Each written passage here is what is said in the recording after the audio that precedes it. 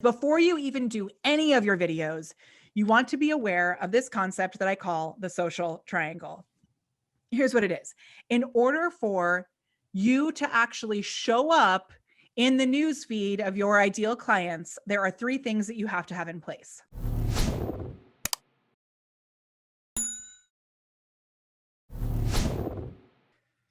Hey everyone, welcome to another episode of Perfectly Mentored. I'm your host, Jason Portnoy. My guest today is the lovely Molly Mahoney, a digital strategist who specializes in creating authentic video content and leveraging messenger bots to skyrocket sales.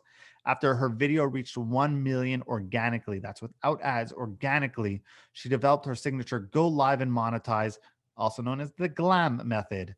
She's been featured in Inc. magazine and she's been seen speaking at Social Media Marketing World. Really an amazing person, such a kind human being and a talented entrepreneur. Check it out. It's a great pleasure to welcome one of the kindest humans, amazing entrepreneur, and my friend Molly. Molly, welcome. Hey, I'm so looking forward to this. Thanks so much for having me. Thanks for doing this. I'm impressed by you and what you've been able to do. And you and I have talked a little bit offline, and we're starting to develop this friendship. But let's talk for the listeners who don't know about your background. How'd you become the famous Molly, the marketing genius that we all see today? Well, it all started with a production of Peter Pan when I was 8 years old. So, really though, I don't know about the word famous, but I definitely am super grateful for what we have built with our company, The Prepared Performer. And I started as a musical theater performer professionally. And while my husband and I were on tour with Chitty Chitty Bang Bang, the musical, normal, my husband's a bass player, we decided that we didn't want to be in New York. We wanted to be able to have, raise a family. And so we moved out to California and left our careers out in New York City to launch a whole new life out here in California. And at that point, I started coaching other performers to be able to build a career like I had done out in New York. And from there, in 2016, when Facebook Live came out, I actually switched everything. And instead of teaching performers how to have a business, I started teaching business owners how to perform. And that's when we launched our Camera Confidence program. And that Camera Confidence program turned into really this whole new version of our business. So now we have a program called Glam, which stands for Go Live and Monetize, and other private consulting and little mini things here and there about content repurposing and sales, and really just how you can create more human connections by creating content that allows you to actually develop those relationships. Let's talk about Glam for a second, because I know it's one of your most popular programs. What do people who go through that program, what do they leave accomplishing? Yeah, so we have 4 pillars that we focus on with our clients, which are revenue. So they increase their revenue. And our goal is that you'll, better your best month and then keep doing it again and again. But we recognize that it's more than just sales. So revenue, visibility, that visibility can help to lead to relationships, lead to more sales, all that types of stuff. And then we focus on systems, because let me tell you, and I'm sure you know, that once you start to actually build things and your visibility grows and you have more clients coming in, it can become this disaster on the back end. So we help them to have systems in place so that they can really continue to live their life while also building their business. And then the final thing is impact. So for me, I don't ever want to help anybody to build their business just so that they can collect credit cards. I really know that our clients are actually out there looking to make that bigger impact and helping them to see how they can do that and put those things into place. I love it. So, but I got to ask the obvious question. Okay. Easy for Molly to do and go live and make money because she's an actual performer. I'm just not me, but I'm the listener. I'm just a shy, introverted business person. Yeah. Have you ever seen the movie Kung Fu Panda 3? I don't even think I've seen 1 and 2. Oh my gosh. Okay. First of all, Kung Fu Panda, they're so good. All of them are so good. But Kung Fu Panda 3 addresses this concern perfectly, which let me just tell you this little story. So, Po, who is the dragon warrior, he is a panda who is also a ninja. He's trying to teach all the other pandas how to become ninjas. And if you know pandas, you know that they like to just like roll around and have fun, right? So he's trying to teach them how to do all these crazy things that they just don't want to do. So finally, at one point, one of the pandas just really leans into their best self and starts rolling down the hill, kind of having a good time, and takes out a bunch of other animals at the bottom of the hill. And Po has this moment where he goes, And the camera, like it's a cartoon, but the camera zooms in on his face and he says, I don't need to teach you to be more like me. I need to teach you to be more like you.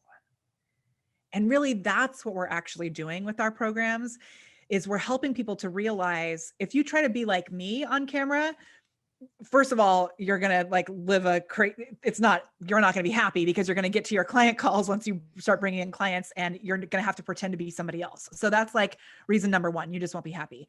Reason number two is it's inauthentic. It's not what your community actually wants.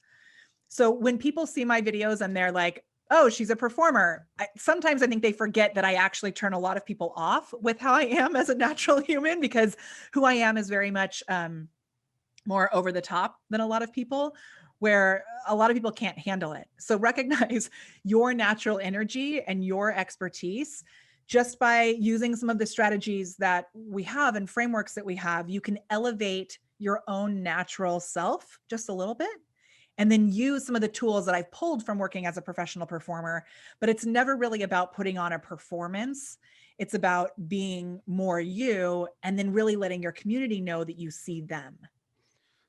So you nailed something super important. Congruency matters, right? And everything you do. So that's why you have all these keyboard warriors. They put out stuff on social media, but then when you meet them in real life, they're not really the same. And that's often sometimes where people lose sales, right? They'll act all confident, and then they get on the call and they're a completely different person than in their social media. Yeah. So how do you become that you, right? But the performer of you, right? Because like sometimes like, I still believe that you have to be authentic and you have to be you. And that's a word that gets thrown around a lot because people polish like their authenticity. Yeah, authenticity, totally. So how do you become authentically you, but still remaining, I guess, attractive towards your market base? Yeah. Okay. So this is something that actually, when I was coaching performers, it came up all the time.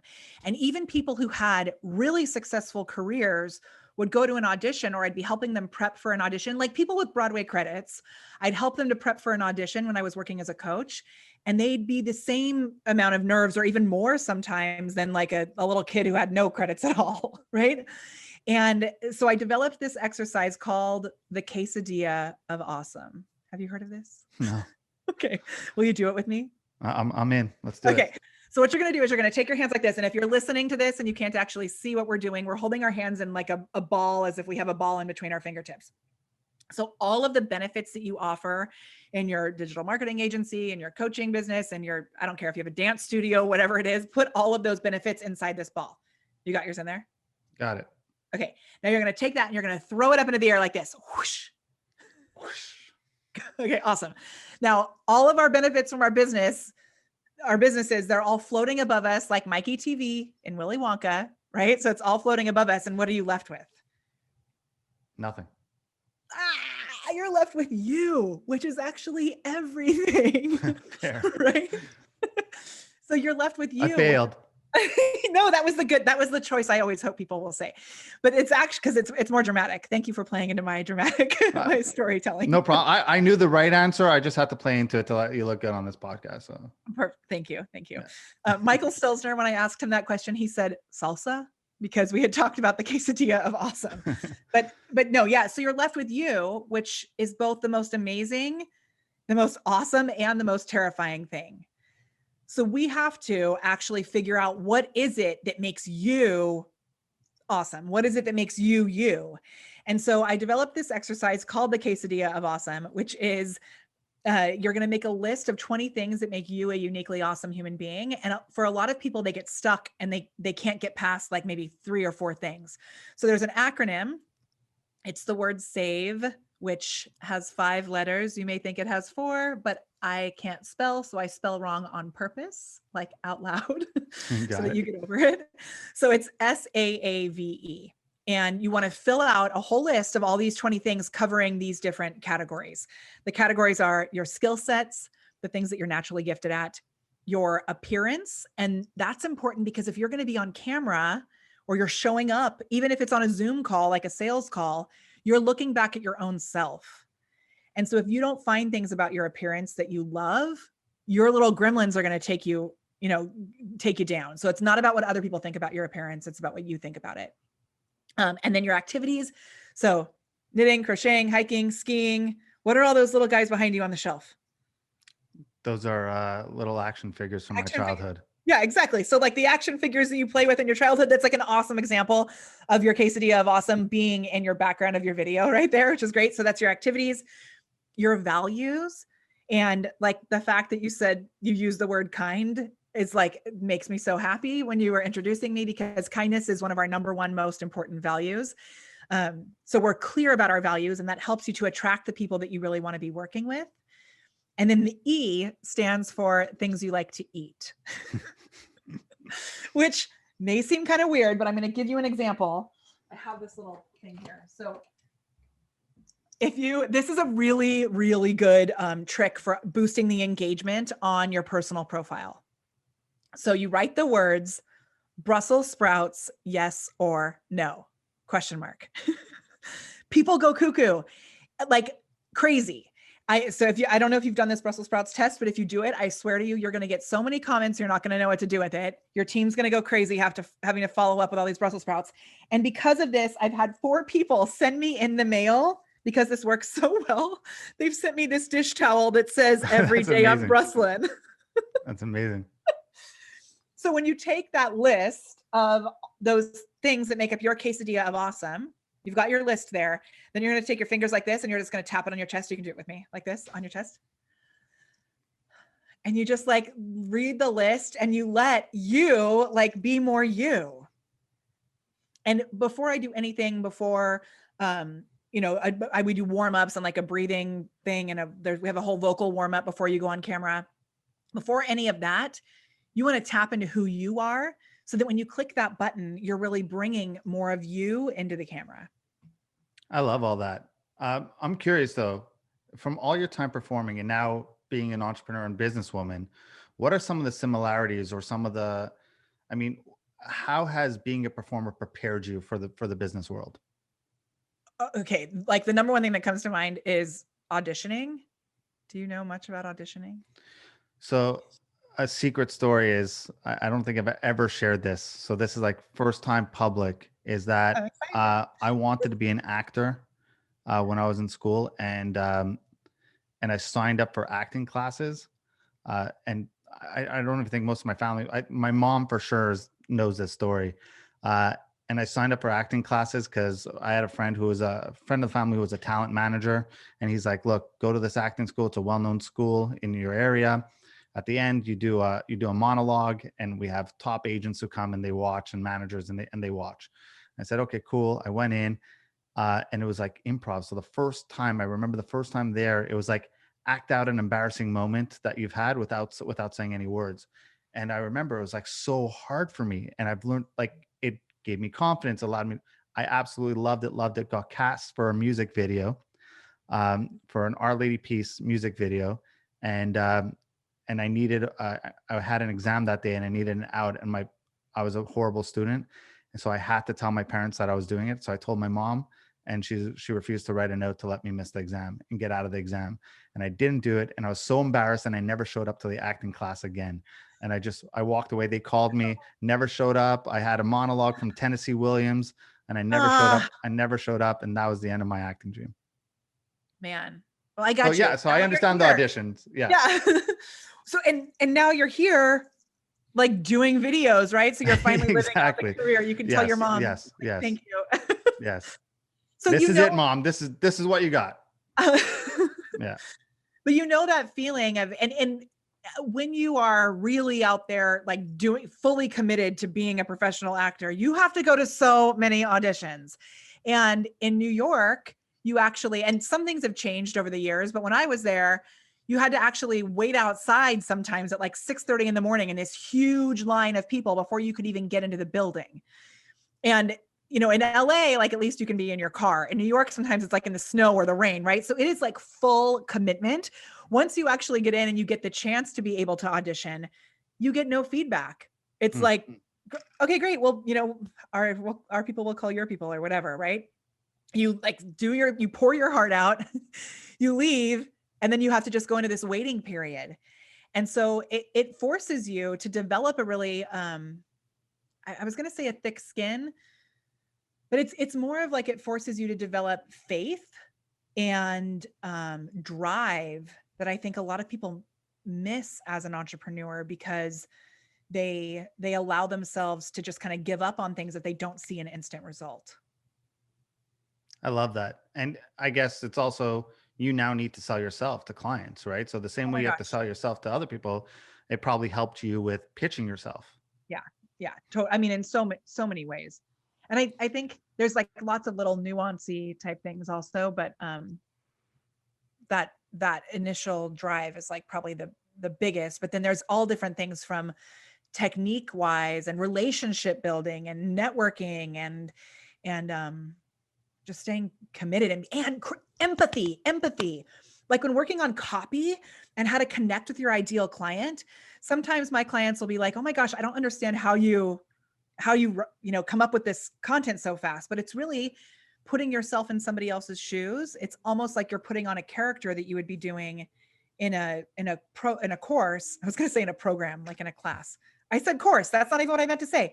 I meant in a show, like in a show, in a performance. It's very similar when you're writing ad copy or email copy even. I'm wondering if also there's that similarity of the fact that when in our, at least in our line of work, let's talk the digital marketing space for a second, or the marketing industry.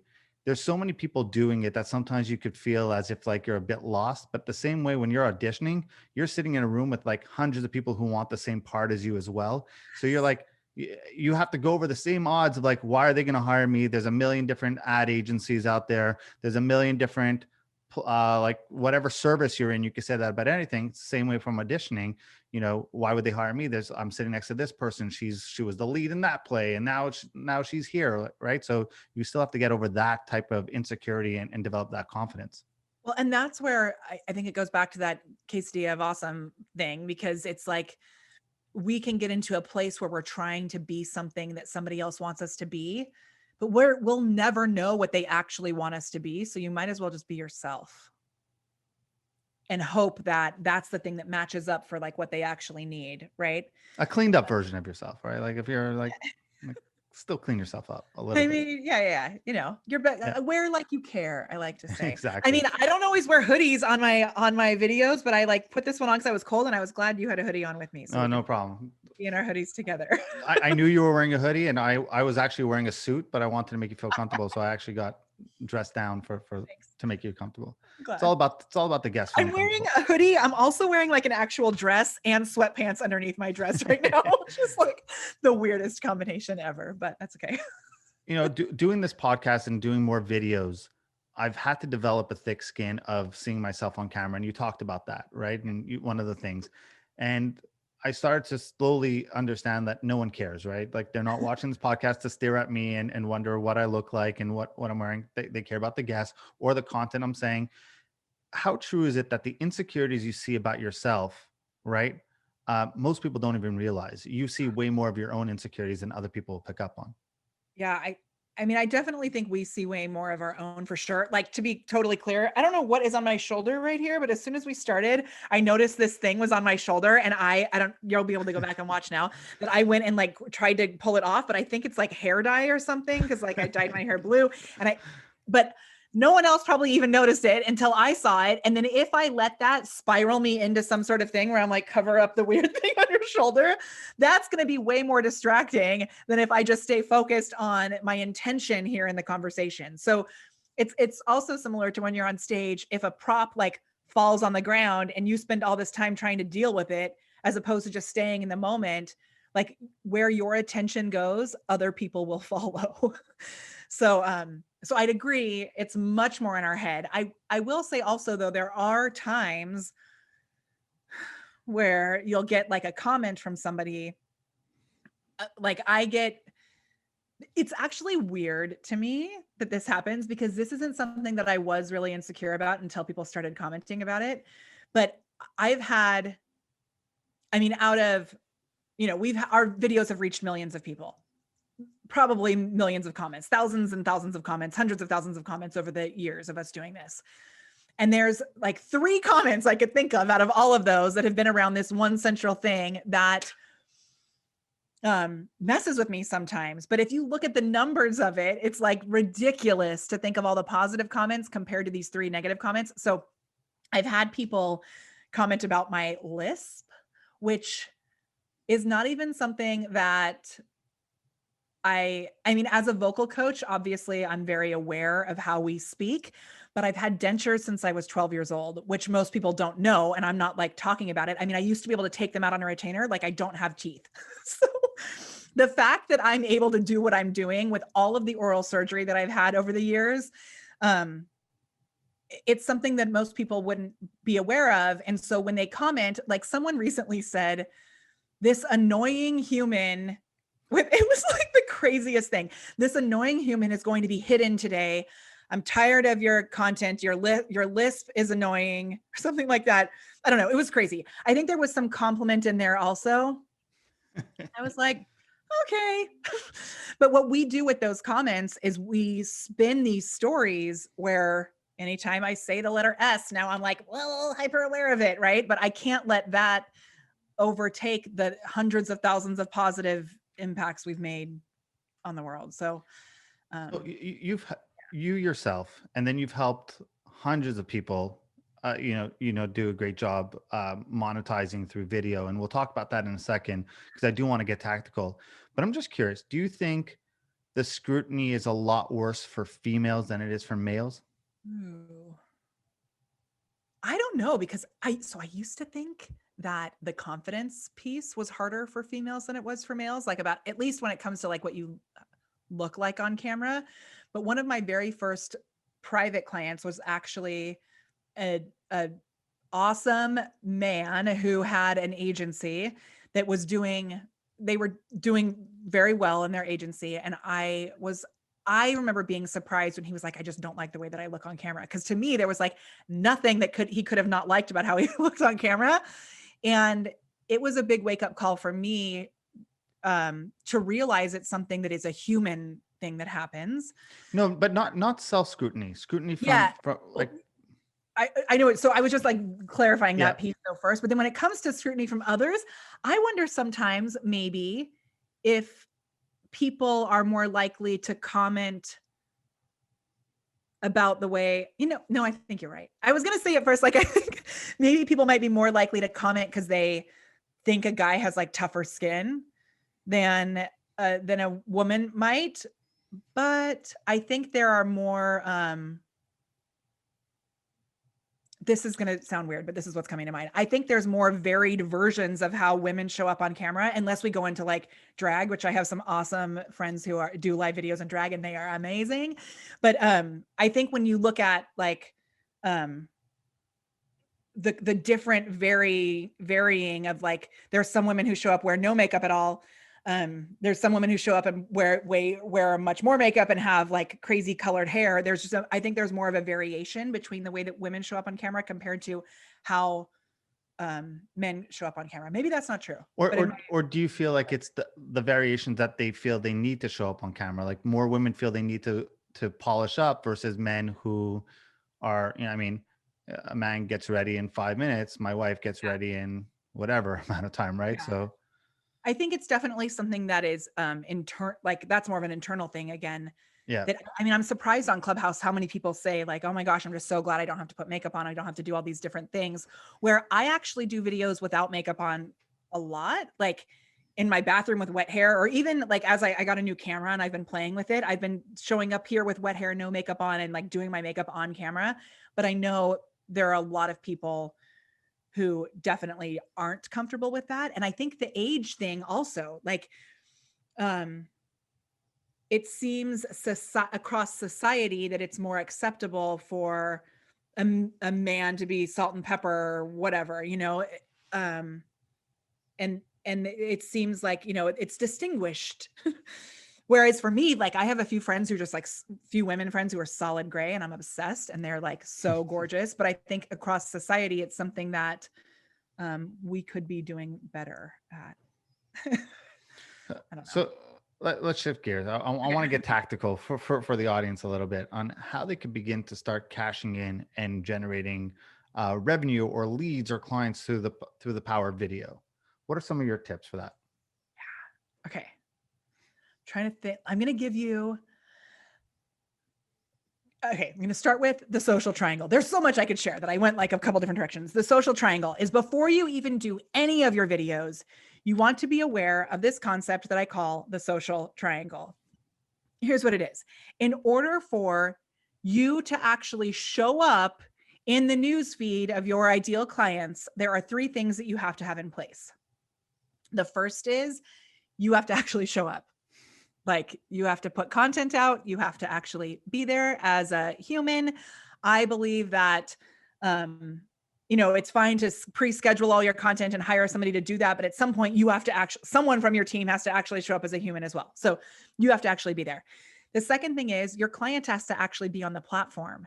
So and I don't mean they have an account, but they need to actually log into the platform. And when they do, you need to connect with them by either commenting on their stuff, replying back to the comments they leave on your stuff, liking or engaging with their profile or their page to tell the algorithm that you're connected. If you don't do that, and I'm talking about organic reach, it's going to be really hard for you to show up organically. The third piece is the platform. So you have to make sure that you're actually feeding the platform, whether it's Facebook or a networking event. If you show up at a networking event and you're like, hey, Jason, I heard the bar has a special. Let's go there. The person in charge of the networking event is going to be super annoyed because you just took everybody off the platform. On Facebook, they would prefer, or any digital platform, they would prefer that you post content that is native to that platform rather than posting a YouTube video on Facebook, for example, which is going to send people off the platform. When you send people off the platform, it breaks the social triangle. So when you have those things together, you increase the engagement, you increase the time people spend on the platform. The platform will actually give you a reward in that they'll show your stuff more frequently to the right people. And so when you have those three things in place, that actually allows it so that your content is more likely to show up in front of the people that you want to actually be seen by. So I want to make sure that you have the social triangle in place before you start doing any videos. Before you think about any of it else, think about that social triangle. Got it. And then in terms of content, Yeah. right? What's the proper balance in your mind between, value and then sales, or being too salesy, not enough value? How do you guide your clients on this? Yeah. So we have a little framework. It's called the SHAPE framework, and it covers different things between what we call star posts. So I'll give you the whole little framework. Star posts are posts that are really establishing you as the authority, you as the expert. That can be tips that you're sharing where it's establishing you as the person that they need, or the company they need to be following when it comes to the type of content that you're putting out there, the services that you provide. The H is for human stuff. So like actually showing up as a human being and posting about Brussels sprouts or whatever it is that you're posting. It can be a sunset. It doesn't have to be anything that's really crafted. It's really just human stuff. And once you start to realize what people are connecting with, then you can create more of that specific human stuff. Like my sister, for example, she's a rock star at Instagram. Mary Pendleton is her name.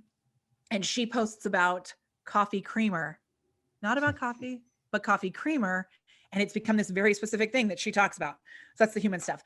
The A is for your action post. And so my action posts are like a Facebook Live, or if you're focused on YouTube, like your weekly YouTube video that comes out. If you're more of a blog post type person, it's that post or content that's really like a big monumental piece of content. We like to see one of those a week.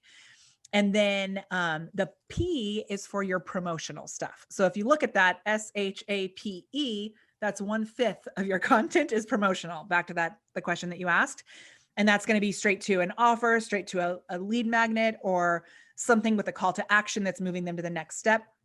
And then the e-post, the e-post is for engagement. And so it's things specifically to drive more engagement. And that can be like what we call ladder posts, which are posts where you're asking people to comment to get access to something, or like fun memes that are getting more engagement. And that, if you can divide up your content between those categories, it gives you a really robust, library of content that you're putting out. And then within those categories, you want to make sure that you're thinking of two things. One is that you're speaking to the objections that they would have to buying from you. And then the other is we have this concept of a tree of beliefs. And the tree of beliefs is knowing some people, when they come to you, they're just a little seed, right? There's a bunch of things they need to learn about you, about the product, about themselves, and about the state of the world that we're in order to say yes to purchasing from you. And so your content can help them to grow up that tree to get to the point where they say yes. I love that. So we got the output, right? So we know what we need to do. Where does crafting your offer fall into things? Like, so many people have something valuable to share, but they either don't know how to craft their offer, they don't know how to share it to the world. What advice do you have on crafting the perfect pitch? Especially, I know you're a big promoter of live, doing live videos where no one could edit. Yeah. So when it comes to the offer, we have and this is something that we could talk about forever. So I'll share this framework that we have, which is there's a couple of different ways to put an offer out there. So we do 3 value videos a month. And then the 4th one is a webinar or masterclass or something where you make an actual offer on that 4th week, so that there's a cadence to it. And all of those are done on Facebook Live. But what can happen in between there is you can also do what we call a mumble. And a mumble is like in the middle of your value video. You say, actually, and this is something that we cover in our Glam program. So if you're interested in joining us in Glam, just give me the word call below and I'll reach out to you later. So it's like a super easy offer that doesn't take a lot of buildup like a webinar would do, where there's more of a crafting of the whole thing and a value stack and all of that. It's just a really easy, subtle call to action. And then the 3rd type of offer that we do with live videos is my favorite. And it is, it's called Sell It First. So we have a whole program called Sell It First. And I've done this so many times where someone will say in the comments like, oh, this is so good. And, I'd pay for this. Happened once at Social Media Marketing World. I was doing a training. I needed to end it because I had to go back to the event. And somebody said, I would pay for a training on this. And I said, you would? And then somebody else was like, yeah, me too. And then I was like, okay, do you want to do it? How much would you pay? And people commented in the chat. I used a paypal.me link. I shared the paypal.me link in the chat. We made $3,000 on that video. And it was a $27 offer. It was like crazy. So it's when you're listening and paying attention to what people need. If you know that you can offer that in a training or, and maybe there's some sort of template or framework that you have for it, you don't actually need to have it created before you sell it. Love Just that. let them pay and then build it after. Love that.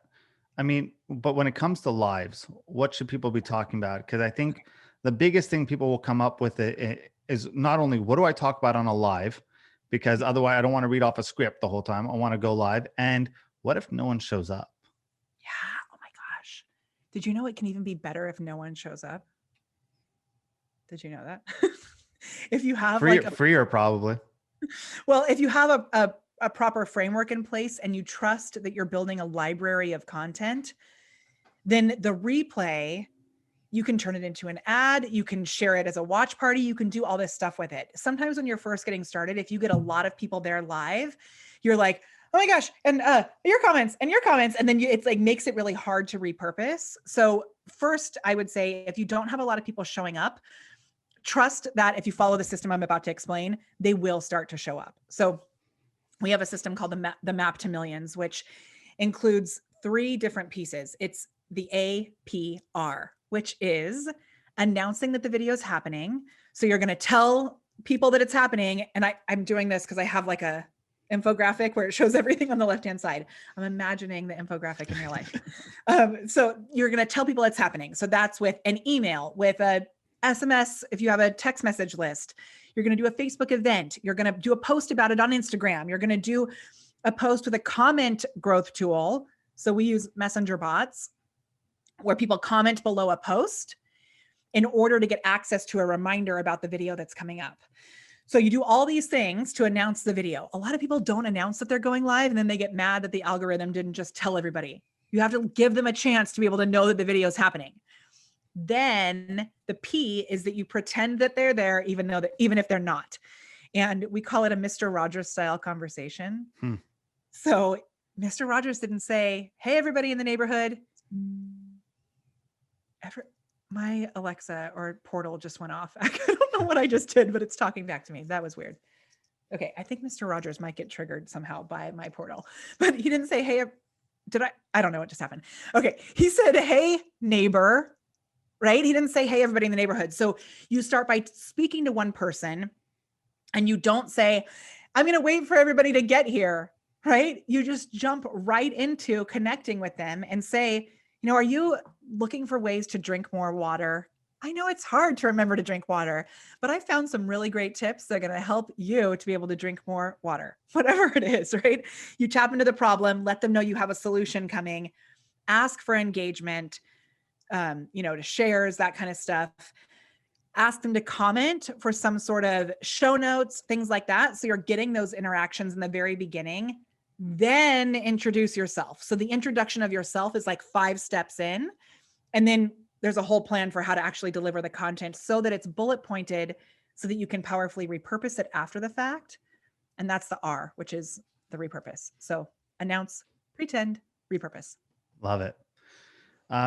In general, social media and what you do, and sales in general, I guess, come down to connections, right? Something I know you're a big fan of, and something you, quite frankly, have been able to do such a good job of on building your network. Like I've seen you on Clubhouse, I've seen you on Facebook, I've seen you on ManyChat at conferences, and you've been able to be a good person in a real sketchy industry / space. Look, I could say it because I'm in this space too, so I get to make these jokes and I get to call out the sketchiness of it. But how have you been able to do such a great job building that network? So I keep going back to this term that my friend Owen Video said recently, which is instead of the algorithm, it's the humanism, which with my whole Lisp story and all of that, like it's very, I think it's true though. I think it's funny. And I also think it's true that I have really aimed to lean into that value piece as much as I can. And it can be difficult with setting boundaries because if you really aim to make like a true connection with more and more people, eventually you won't have time, right? You've got to have your own life and your own self-care and your own family and your clients and all that. But that being said, I've really done my best to fine tune my own quesadilla of awesome and really see the people that I'm connecting with. So I do my best to remember names. I do my best to remember, to value people for the fact that they're showing up. I think a lot of people in our space, if someone doesn't buy something from them or doesn't buy like the next thing from them, they write them off and they kind of treat them like crap, actually. But for me, it's more important that I let you know that I see you and I value you as a human than it is for you to buy something from me. I think that's amazing. I think more people should be like that. Another thing that you've been on the forefront of, and I think the future right now is in community building. I think 2021 is how big of a community can you build? I think that's where we're moving towards, especially with everything that's happening across paid social and all this tracking issues and everything that's going on. It comes down to community, and quite frankly, why the rise of Clubhouse really happened. One of the reasons, obviously. What advice do you have on building a community? Because you've done a great job at it. Thanks. Yeah. And I'm so grateful for our community as well. And so it just like that word, first of all, is super important to me. So I do my best not to say the word audience. And when it comes to video, a lot of people will say, "Oh, talk to your audience like this." And I do my best to say community instead of audience. I do my best instead of saying my list to say my email community. That there's always, even if you're looking to grow a bigger community, there's always human beings there that make up this community. And so finding ways that you can create glue to bring the community closer together is super important. So it's using fun, maybe they're not fun for everybody, but fun for me anyway, fun words that are different or unique and listening to the words that are coming from your comments, from the community themselves, and allowing that to have a voice. So if someone, yeah, there's all kinds of weird things that have happened because of comments in our community, and then allowing that to weave its way into the rest of what we're doing. Even when it came to naming the people in our community, I did a whole contest around what the name would actually be. And all kinds of things came up where I was kind of uncomfortable about it, because I didn't want my name to be like a part of it. But they voted and they decided on the mall stars, like, hey, now you're a mall star. Right. So we had this whole thing around the mall stars. And at one point we had a membership that was the Mall Stars marketing membership. It's finding things that they can use as their own flag, really, not making it about you as the quote unquote leader of the community, but really making it about them, because they are the true leader of the situation. Great. Wrap up with this question, because I think it's an important one. How important is a personal brand? Is building a brand? Is having a virtual stage to achieving success these days? I think it's really important, especially with everything we've gone through over the past year. People are craving human connections more than anything. And if there is a human on the other side of whatever the product that they're, or the service that they're purchasing is, there's an empathetic thing. Like, I think about this a lot, and I noticed even if you're going to the grocery store and you're buying eggs, there's some eggs that are in like the styrofoam, whatever store, nameless brand kind of container. But then there's some that have like the family on the front of it, right? And I would just notice yourself when you're out buying things, when you're making purchasing decisions. And if you're getting an ad that's from, there's some brands that stand alone that don't have a specific face behind it. Like the clothing company Anthropologie, for example. I love Anthropologie. I can't think of a human that's behind Anthropologie that I'm personally connected to. But for the most part, if I'm going to buy clothes from someone else, that's not like a big store name like that. It's going to be from someone that I see showing up and letting me know that they get me, right? And I know that I can see myself in their shoes. So I think it's really important. So how do you put that human element to let's say a clothing brand, right? It's very easy. You're Molly. You Yeah. have your program for you to go out and sit there and say, hi, I'm the face of it. But if you are Anthropologie, how do you build that connection? So there's ways that you can have, if there is a person who is the CEO or who is like the leader, the founder of the company, you can have them do content for you, create videos, be in your stories, that type of thing. There's also ways that you can empower the members of your team to show up and do that. So I think about my cousin worked for a clothing store up in Canada, and she was the person on the team who did the videos, who was there on their Instagram showing the pieces behind the scenes. I have another client who has a store called Becca Rose Mystic in Mystic, Connecticut. And she does some of the videos, but she also really empowers her team to be there and have their moments where they show up. I'm even thinking about a dentist office that we had as a client for a year, and they were so awesome. And when we would post things of their team, like the hygienists, that's when they would get the most, engagement, because people cared about the person on the other side.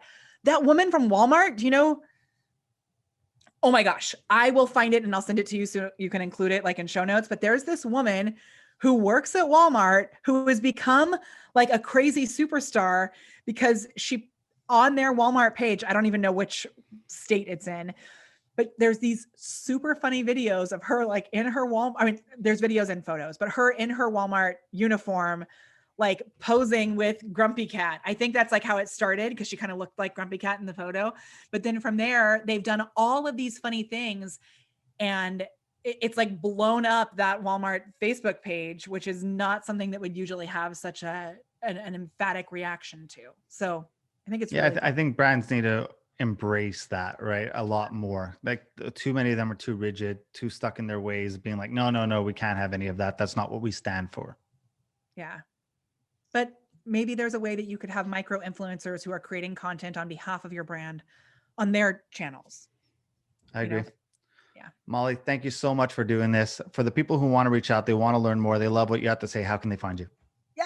Oh my gosh. Okay. So I need to ask you a question, which I should have asked you earlier. Did I give you a specific link to share here earlier? Like when I No, filled out a no, form? but whatever you give me, I'll share in the show notes. Okay, awesome. So let's do, I'm just going to check it right now to make sure that it works. Ready? Yes. Let's do molly.live. So Molly, MOLLY.live/Jason. And that will actually get you our video content planner, which will give you all sorts of goodness. There's a spreadsheet in there, all kinds of stuff to be able to create a plan for your videos before you actually go live. Love it. Thank you so much, Molly. Appreciate that gift to the audience. Thank you so much for doing this. Really appreciate you. Thank you. Hey, and you know what I always forget to mention, which I would love to say also, is that I do have a podcast. I always, when I'm doing podcasts, that's like when I should talk about it. So we also have a podcast. Yes, go plug away.